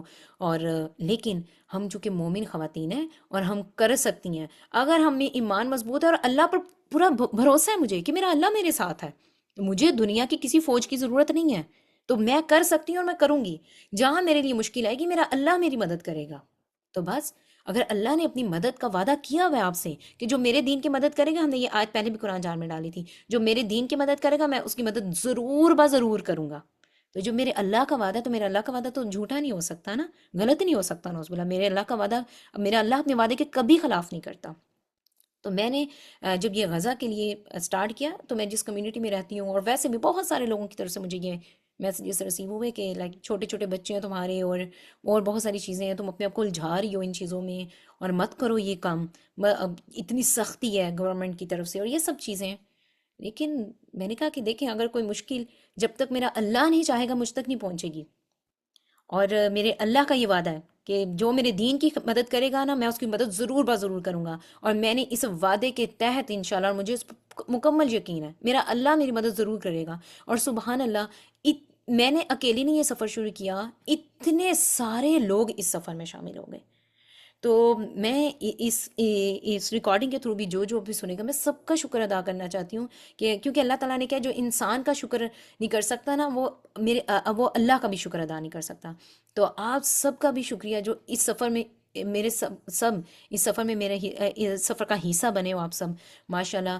اور کہاں کہاں تک یہ چیز گئی، اور کیسے کیسے غزہ کے لوگوں کی ہیلپ ہوئی، جو کہ باہر اتنے اتنے ٹرکس سب کے کھڑے ہیں، لیکن اللہ سبحانہ و تعالیٰ نے بند دروازے کھول دیے۔ جب ہم اللہ پر توکل کرتے ہیں تو اللہ تعالیٰ کرتا ہے، ٹھیک ہے۔ تو انہوں نے بھی فضل نے ایمان کی پختگی دکھائی کفار کی کمیونٹی میں رہتے ہوئے۔ تو اگر ہم ان لوگوں کو پڑھ رہے ہیں اور ان لوگوں کو آگے پڑھا رہے ہیں، لیکن ہم خود سیکھ ہی نہیں رہے ہیں، تو پھر پڑھنے اور پڑھانے کو کوئی فائدہ نہیں ہے میری پیاری بہنوں۔ میرے اللہ کو یہ وقت نہیں چاہیے پھر، اگر ہم اس کو اپنی پریکٹس میں نہیں لائے ہیں۔ تو مجھ سے اور آپ سے سوال کیا جائے گا، تم نے ان لوگوں میں رہتے ہوئے کتنی ایمان کی پختگی دکھائی تھی؟ تو اگر میرے پاس اس چیز کا جواب ہی نہیں ہوگا، اور میں کہہ دوں گی کہ یا اللہ، میں نے تو بس ایک لیکچر دیا لوگوں کو، بس پہنچا دیا ان کا پیغام کہ فضل کون تھی، تو میرا اللہ کہے گا بھائی ایکسکیوز می، یہ والا ایمان نہیں چاہیے تھا، پریکٹس میں دکھاؤ، پریکٹس میں ایمان کتنا ہے۔ آپ کا بچہ اگر آپ کو یس یس کہی جا رہا ہے، okay mama I will do it, okay mama I will never do it, okay mama yes mama, تو اگر وہ بچہ ایسے کہی جا رہا ہے، لیکن وہ پھر بار بار وہ مسٹیک ریپیٹ کر رہا ہے، اسے بار بار غلطی وہی ہوتی جا رہی ہے، تو آپ اسے کہیں گے مجھے تمہارا اوکے ماما نہیں چاہیے ہے، کیونکہ تم غلطی تو بار بار وہی کر رہے ہو، رائٹ؟ آپ اپنے بچے کا وہ جو اوکے ہے وہ اس کی پریکٹس میں دیکھنا چاہتے ہیں۔ تو اسی طرح سے میرا اللہ بھی ہماری جو فرما برداری ہے، تابع داری ہے، اور ایمان کی پختگی ہماری پریکٹس میں دیکھنا چاہتا ہے کہ وہ ہماری پریکٹس میں ہے کہ نہیں ہے۔ تو ہم نے ان چیزوں کو اپنی پریکٹس میں بھی لانا ہے۔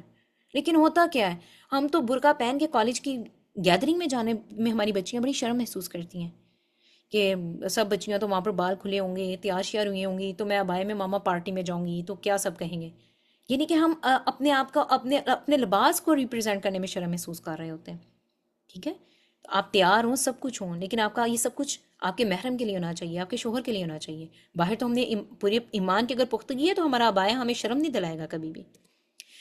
کافر مرد کا جرأت اور بہادری سے مقابلہ کیا تھا، اور اس کی بھی یہی وجہ تھی کہ ان میں ایمان جیسی طاقت موجود تھی، ٹھیک ہے، اور اپنے غلام کا بچاؤ کیا تھا۔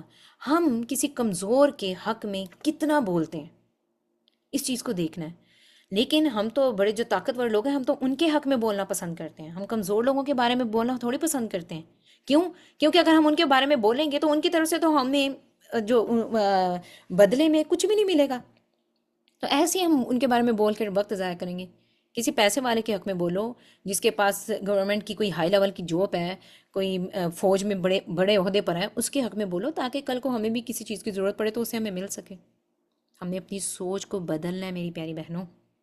کمزور لوگ جن کے بارے میں ہمیں پتہ ہے کہ ہم ان کے حق میں بول سکتے ہیں، تو ضرور بولیں، جس بھی لیول پر آپ بول سکتے ہیں آپ بولیں، ٹھیک ہے؟ آپ واٹس ایپ کا سٹیٹس اگر ان کے لیے یوز کرنا چاہتے ہیں وہ کر لیں، اس میں تو کوئی پیسے نہیں لگتے۔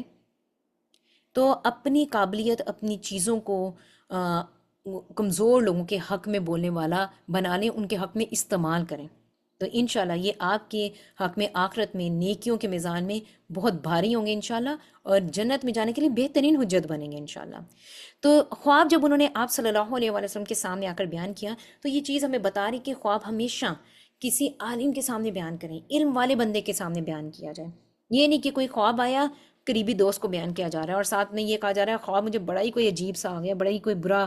اکثر لوگ خواب بتاتے ہیں، کہتے ہیں مجھے خواب بڑا برا آیا، مجھے خواب بڑا عجیب سا آیا۔ تو خواب کو کبھی بھی برا، عجیب، یہ خود مت بیان کریں آپ، ٹھیک ہے؟ اور خواب ہمیشہ کسی علم والے بندے کے سامنے، جس پر آپ کو بہت بھروسہ ہے کہ واقعی وہ آپ کو تعبیر اس کی اچھی بتائے گا، اس کے سامنے بیان کیا جا سکتا ہے، ٹھیک ہے؟ جیسے ام فضل نے حضرت محمد صلی اللہ علیہ وآلہ وسلم کے سامنے اپنے خواب کو بیان کیا، ٹھیک ہے؟ خیر آگے ہم دیکھتے ہیں کہ لڑکی کے پیشاب پر چھینٹے مارے جاتے ہیں۔ تو کچھ لوگ اکثر جو میرے کویسچن اباؤٹ قرآن سے، تو ایک دفعہ ہم نے حدیث بھیجی تو اتنے میسیجز مجھے آئے لوگوں کے، کیسے پیشاب تو ایک جیسا ہی ہوتا ہے، عورت کا پیشاب بھی، بچی کا پیشاب بھی ایک جیسا، مرد کا پیشاب بھی ایک جیسا ہے، سائنٹیفکلی پتہ نہیں کون کون سی چیزیں آگے سے بیان کی جا رہی ہیں، سبحان اللہ۔ تو میں تو میری پیاری بہنوں ایک چھوٹا سا جواب دوں گی کہ میرے نبی نے اگر کوئی بات کہی ہے صلی اللہ علیہ وآلہ وسلم، اور وہ میرے اوتھینٹک ذرائع کے ذریعے ہم تک پہنچی ہے، ٹھیک ہے، تو میں تو کہتی ہوں سمعنا واطعنا، ہم نے سن لیا اور ہم نے اطاعت کر لی، میرے نبی نے کہا تو ایسا ہی ہوگا۔ آپ صلی اللہ علیہ وسلم نے ایک دفعہ حدیث سنائی اور اس میں بیان کر رہے ہیں کہ بنی اسرائیل کی گائے ایک دفعہ بولی تھی، تو میرے صحابہ کرام رضی اللہ عنہ نے نبی صلی اللہ علیہ وسلم سے یہ نہیں پوچھا ایکسکیوز می یا رسول اللہ، گائے تو نہیں بولتی، آپ نے ابھی کہا گائے بولتی ہے، گائے بولی تھی تو گائے کیسے بولی، گائے تو نہیں بولتی؟ نہیں، انہوں نے تو کچھ نہیں ایسا سوال اٹھایا۔ کیوں؟ کیونکہ اگر میرے نبی صلی اللہ علیہ وآلہ وسلم نے فرما دیا کہ بنی اسرائیل میں ایک دفعہ گائے بولی تھی تو گائے بولی تھی، پھر میں اور آپ کویسچن ریز کرنے والے کون ہیں جو یہ کہیں گائے تو نہیں بول سکتی؟ رائٹ؟ اگر میرے نبی نے کہہ دیا تو یہ کام ہے اور ایسا ہی ہے، سمعنا واطعنا، ہم نے سن لیا اور ہم نے اطاعت کر لی، بس ہم بچی کے پیشاب کے اوپر کو دھوئیں گے اور بچے کے پیشاب پر چھینٹے ماریں گے، سائنٹیفکلی ہمارے سامنے کیا چیزیں آ رہی کیا نہیں آ رہی، سمجھ سے باہر چیزیں ہیں کیا نہیں ہیں، بس کوئی مسئلہ نہیں ہے، اگر میرے نبی نے کہہ دیا تو ایسا ہی ہے، ٹھیک ہے؟ آپ صلی اللہ علیہ وسلم نے بہت زیادہ سوالات کرنے سے منع فرمایا، ہم سے پہلی امتیں بہت زیادہ سوالات کرنے کی وجہ سے تباہ و برباد ہو گئیں، ٹھیک ہے؟ کبھی کبھار لوگوں کو سمجھانے کے لیے نا ہمیں پورا پورا عمل کر کے دکھانا پڑتا ہے، جیسے یہ دودھ بیچ کر ام فضل رضی اللہ عنہا نے ایک ڈیمو دکھایا، ٹھیک ہے؟ تو کبھی کبھار اگر ہمارے بچوں کو کوئی بات سمجھ نہیں آتی ہے، ہمارے دوستوں کو کوئی بات سمجھ نہیں آتی ہے، تو ہر چیز، میں بار بار آپ کو یہ بات کہتی ہوں، بول کے تبلیغ آپ کے لیے ضروری نہیں ہے، ایک عورت کے لیے ہر چیز پر بول کر تبلیغ کرنا بڑا مشکل ہو جاتا ہے، رائٹ؟ تو آپ صرف کر کے دکھا دیں ان کو، آپ وہ کام کرتے رہیں۔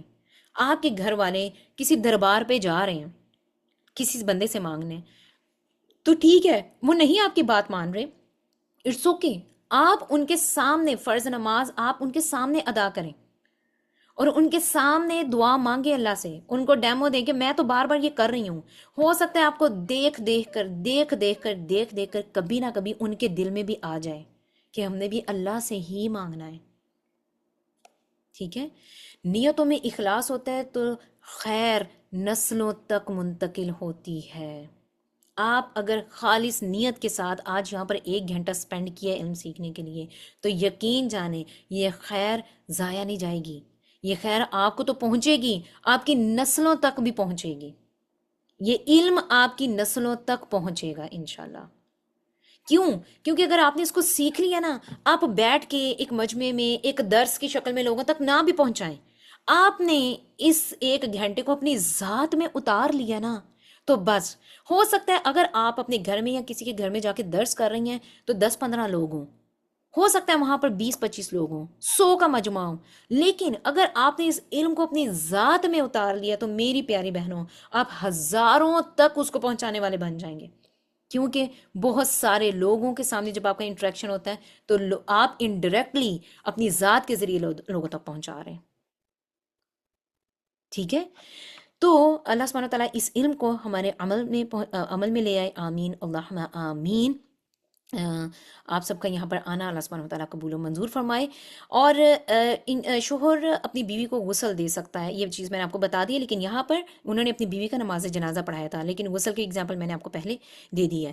پھر جو دم مانی کا لفظ حدیث میں آیا، میں نے آپ کو کہا تھا اس پر غور کریں کہ بچوں کو پیار سے گلے لگا کر دعا دی آپ صلی اللہ علیہ وسلم نے. حضرت ابن عباس رضی اللہ عنہ کو سب سے پہلے زور سے گلے سے چپکا لیا، پھر دعا دی. تو نیکسٹ ٹائم اپنے بچوں کو جب بھی آپ دعا دیں تو یہ دیکھنا ہے کہ آپ اپنے بچوں کو کیسے دعا دے رہے ہیں. پیار سے گلے لگائیں، اس کا ماتھا چومیں. اگر بچہ بہت جوان ہو گیا اب اسے گلے نہیں لگا سکتی، اس کا ہاتھ چومیں، اس کا ماتھا چومیں، اسے پیار سے اپنے ساتھ بٹھائیں، پھر اسے گلے لگائیں. تو میں سوچ رہی تھی کہ یہ طریقہ کتنا خوبصورت ہے. اگر میں ڈائریکٹ اپنے بچے کو دعا دیتی ہوں، فار ایگزامپل میں نے اپنی بیٹی سے کہا کہ can you please give me a glass of water, اور وہ مجھے پانی دیتی ہے اور میں اسے کہتی ہوں oh may Allah bless you the best blessing اور لائک دس. میں اس طرح کی بہت ساری دعائیں دے دیتی ہوں اور وہ چلی جاتی ہے، thank you mama, okay fine. اس کا اتنا اثر ہوگا. یا میری بچی میرے پاس گلاس میں پانی لے کر آئی اور میں نے پیا، میں نے اسے، اگر وہ چھوٹی ہے میں نے اسے اپنے گود میں بٹھایا، یا اگر میں اسے گود، بڑی بچی ہے جوان ہے، میں نے اسے اپنے ساتھ اپنی چیئر پر بٹھا لیا، صوفے پر اپنے ساتھ بٹھا لیا، میں نے اسے ساتھ لگایا، پیار کیا زور سے. میں نے کہا بیٹے آپ نے مجھے پانی پلایا، تھینک یو سو مچ، بہت اچھا لگا مجھے، اللہ آپ کو اجر دے، اللہ آپ کو جنت کی چشموں میں سے صاف اور پکیزہ پانی پلائے اور ہم وہاں پر میٹھے چشموں کا پانی انجوائے کریں. اس دعا کا زیادہ اثر ہوگا یا پہلے والی دعا؟ دعا تو دونوں طریقوں سے دی گئی ہے، رائٹ، لیکن کس دعا کا زیادہ اثر ہوگا؟ اور آپ کے بچے کی ذات پر کس چیز کا زیادہ اثر ہوگا؟ تو یہ آپ انڈائریکٹلی اپنے بچے کو دعوت دے رہے ہیں کہ کس کو کیسے دعا دینی ہے اور کس سے کیسے زیادہ قریبی تعلق رکھنا ہے. تو یہ آپ صلی اللہ علیہ وآلہ وسلم سے زیادہ تو مصروف کوئی نہیں تھا نا. کیا ہم، آپ صلی اللہ علیہ وسلم کی مصروفیت تو پوری دنیا میں علم پہنچانا تھا اور وہ کام کر کے گئے. تو ہمارے پاس کیا اتنا وقت نہیں ہے کہ میں اپنے بچے کو پاس بٹھا کے پیار سے دعا دے سکوں؟ اتنا وقت نہیں ہے. کیوں؟ کیونکہ میں اپنے فون کے اوپر سکرول کر رہی ہوں ریلز کو، یا میں اپنی چیزوں کو، اپنے ڈراماز دیکھ رہی ہوں، اور میں اپنے ٹاک شو دیکھ رہی ہوں، بچے نے پانی لا کر دیا، بس ٹھیک ہے، اوکے اوکے جاؤ جاؤ، بس ٹھیک ہے، بات ختم ہو گئی. تو ہم اپنے بچوں کو کیا سکھا رہے ہیں؟ تو آج کل کی ماؤں میں اس لیے سوری ٹو سے لائک اس لیے مسئلے ہیں ہماری اولادوں میں کہ ہم ماؤں کو ایجوکیٹ، اپنے آپ کو ایجوکیٹ کرنے کی ضرورت ہے. جب ہم اپنی اولاد سے کوئی گلا شکوہ کرتے ہیں کہ اولاد میں یہ مسئلے مسائل ہیں، تو میں کہتی ہوں، میں یہ سمجھتی ہوں کہ ہم ماؤں میں مسئلے ہیں. ہم مائیں اپنے آپ کو ایجوکیٹ نہیں کر رہی ہیں. ہم ماؤں کو ایجوکیٹ کرنے کی ضرورت ہے. اپنے آپ کو ہم ایجوکیٹ کریں گے تو انشاءاللہ اللہ سبحانہ وتعالیٰ بندے پر اس کی ذات سے بڑھ کے ظلم نہیں کرتا، اور نہ اس کی ذات سے بڑھ کر اس پر بوجھ ڈالتا ہے. ٹھیک ہے؟ تو ہم یہ نہیں کہہ سکتے یا اللہ میں نے تو اتنی اتنی اچھی زندگی گزاری، میرے بچہ کیوں ایسا نکل آیا. نہیں، ہم میں کہیں نہ کہیں خرابی تھی اور ابھی وقت ہے ہمارے پاس، ہم اس کو درست کر سکتے ہیں. ٹھیک ہے؟ اللہ سبحانہ و تعالیٰ ہم سب کے لیے آسانیاں فرمائیں، اور اس مجلس کو ہمارے لیے جنت الفردوس میں جانے کے لیے بہترین حجت بنا دیں. آمین اللہم آمین. سبحانک اللہم و بحمدک لا الہ الا انت استغفرک و اتوب الیک. جزاکم اللہ خیرا کثیرا. السلام علیکم ورحمۃ اللہ وبرکاتہ.